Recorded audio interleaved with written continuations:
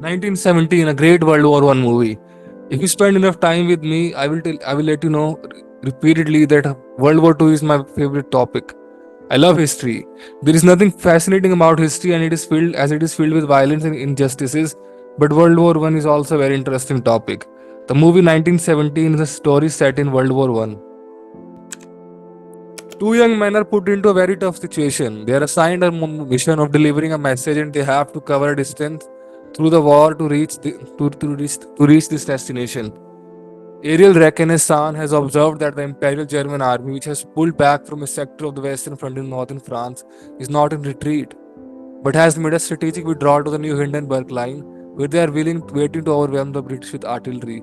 In the British trenches, with field telephone lines cut, two young British lance corporals, William Schofield, a veteran of the Somme, and Tom Blake, are ordered by General Erin Moore to carry a message to Colonel Mackenzie of the 2nd Battalion of Devonshire Regiment, calling of a scheduled attack the next morning that would jeopardize the lives of 1,600 men, including Blake's brother Joseph, a lieutenant. As I said, there are two characters, Blake and Schofield. Blake is fairly younger than Schofield and has a romantic and optimistic view about war and about life in general. It is clear through the way he talks, the topics that he chooses for conversation, etc. Schofield has had spent time serving as a soldier, and he has a quite realistic view on war. You could say even a pessimistic way of looking at things. He does not believe in things just the same way as Blake does. There is this very interesting scene where when Blake and Scofield are talking about medal, uh, what winning a medal by committing an act of bravery in a war means. Blake has romantic and tale notions associated with a medal, while Scofield is quite skeptic towards it. He says, which Scofield only says it is just a bit of tin. To which Blake replies, it is not just a bit of tin, it has a ribbon on it. This scene represents Blake's ability to find humor even in a rebuff or disagreement. Scofield is usually shown to be in a brooding mood. He is practical and focused on finishing the job, while Blake sees it as an adventure or associates it with similar feelings. This, I think, is the central theme of the movie, how uncertain a war or a battlefield can be. There is no guarantee where you will encounter the enemy or in what state, with what weapon, etc. There are a number of scenes where this theme is put forward, but no more than the scene when Blake dies. Yeah, I know, it's very sad. Blake and Scofield stops around an abandoned shed when a fighter plane comes crashing towards them. It is a German plane. The plane catches fire, and they try to save the pilot by pulling him out of the seat, by the from the pilot seat. But the pilot stabs Blake. Scofield shoots the pilot and kills him. This is a very heart-wrenching scene when Scofield tries to help Blake by trying to take him to a secure place, but cannot as Blake is in so much agony. Scofield holds Blake's Scofield holds Blake, and Blake asks, "Am I dying?" To which Scofield replies, "Yes, you are dying." Blake dies sometime later. The truck scene is also very good. Scofield decides to go to his location with a truck of traveling soldiers. The soldiers talk with each other, and that feeling of brotherhood and camaraderie is brought out into the scene. There is also an Indian soldier in the truck. The truck gets in. The truck gets stuck in a pit. They get out. Scofield urgently wants to reach his destination, so he alone tries to push the truck out of the pit. He urges others to help him as he is urgent. The other sees his determination, help him push the truck out of the pit and get it out of the pit. They also talk about when will the war end, etc. The bridge that they have to take is collapsed. Scofield jumps out and says he will be leaving as he does not have enough time for the reroute. The soldiers wish him luck. The officer tells him that when he delivers the message, he should make sure that there are other people present, as some men just want war. I think this is a very interesting scene where the theme of how some people do not want peace; they only want war. They have this sick desire or they get this sick masochistic pleasure out of combat or conflict, which is also brought out in this scene, which I really like. This is also a very good sequence when Scofield crosses a demolished bridge. He is shot at by a sniper across the bridge. He somehow manages to get across and into the building. He shoots at the man but is shot back at as well. Then begins a really interesting sequence of him walking through the country with flares firing up in the air. He also meets a woman and gives him the milk for her baby. I think this part of the movie is also very interesting because again it brings out the theme of the uncertainty of war. As I said earlier, I think it was chapter two where I said that how this movie is about how uncertain a battlefield is. You do not know what you're gonna be faced with next. You could die like in the next 6 hours, or like you could face an enemy in the next in an unknown location. You don't know, and that's exactly what happens when he crosses the bridge. He's shot at by a sniper whom he cannot see.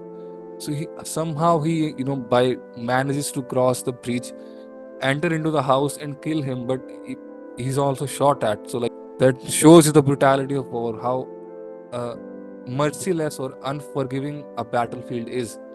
And in this part of the movie, he when he's running, he he's shot at like when like so he crosses the bridge, he shoots a sniper, then he's shot at, then he goes to sleep. Then when he wakes up, it is night, so he has to walk the distance, and then he's shot at by but so there are flares in the air, so which which gives enough light to show him. So when the flare comes up, he's shot at, and when they come down, he has to run. So that also shows how merciless and uncertain a war is, how difficult it is for someone to survive in a war. And there is also how local natives suffer from the war. And there is this French girl who has to take care of her baby, but she does not have any food to feed her baby. So Scofield gives her the milk, which I also this part of the movie is also very interesting.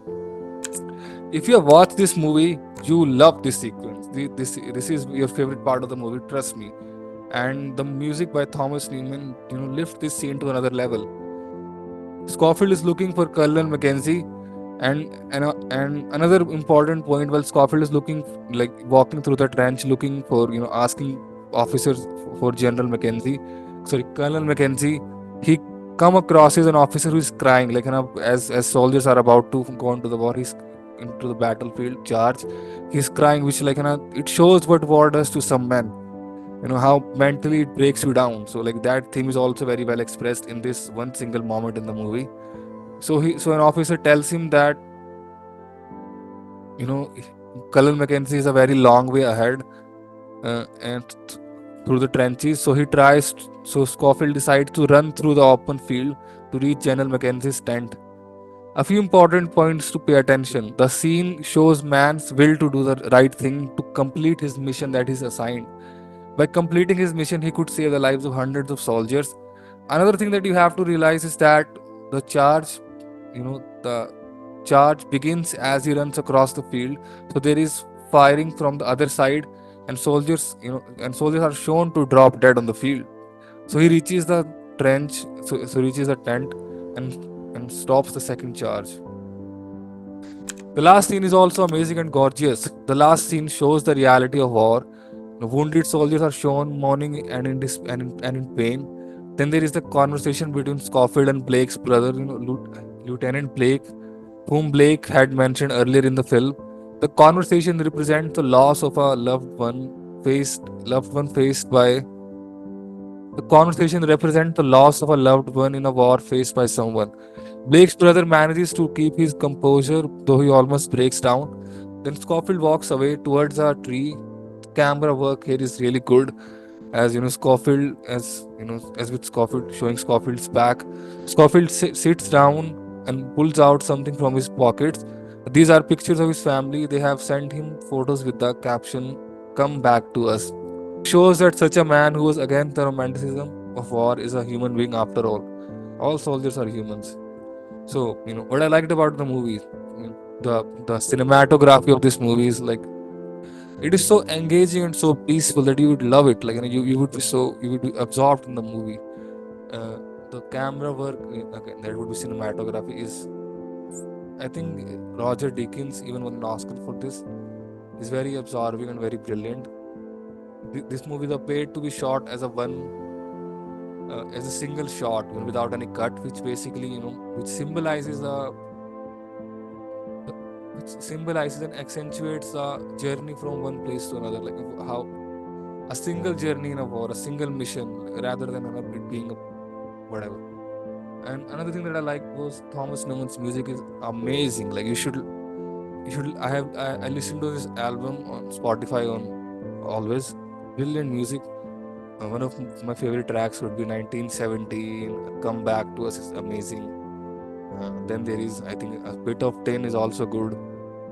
And I think you should really watch this movie. You would appreciate it much later. Like you should appreciate it more when you watch it the second or third time. You would appreciate its cinematography, like the blocking of the movie. And I think you should watch it and let me know how did you like the review. Please don't forget to like the video. It like it it, it expands its reach. Comment please, usse bhi kafi, it helps me a lot. And see you till the next time. Thank you so very much.